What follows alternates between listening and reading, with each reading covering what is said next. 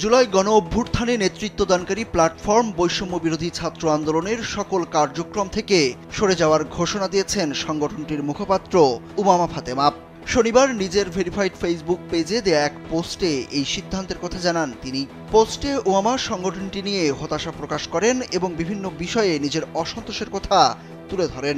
বৈষম্য বিরোধী ছাত্র আন্দোলনের সাথে আমার আনুষ্ঠানিক যাত্রা এখানেই শেষ হলো।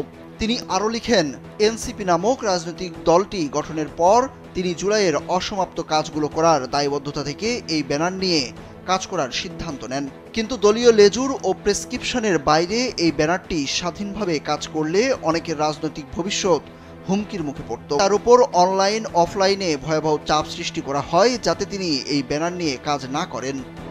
দীর্ঘ স্ট্যাটাসের শেষে এই নেত্রী লিখেন, অভ্যুত্থান যেমন স্বপ্ন দেখিয়েছে গোষ্ঠী স্বার্থে এই প্ল্যাটফর্ম একইভাবে বহু মানুষের স্বপ্ন ও সময় নষ্ট করেছে। তিনি অভ্যুত্থানের স্বপ্নকে রক্ষার জন্য এই প্ল্যাটফর্মে গিয়েছিলেন। প্ল্যাটফর্মে যাওয়ার আগে তাকে প্রতিশ্রুতি দেওয়া হয়েছিল তিনি স্বাধীনভাবে কাজ করতে পারবেন, কিন্তু প্ল্যাটফর্মের মুখপাত্র হিসেবে যাওয়ার পরেই টের পান সংস্কার, জুলাই, শহীদ, আহত এইসব মুখের বুলি মাত্র।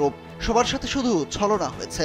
যারা আমাকে কষ্ট দিয়েছে, আমার সাথে নোংরামি করেছে এতগুলো মাস, অভ্যুত্থানকে বাজার দরে কেনাবেচা করেছে, তাদের আমি কখনো ক্ষমা করব না বলে উল্লেখ করেন উমামা।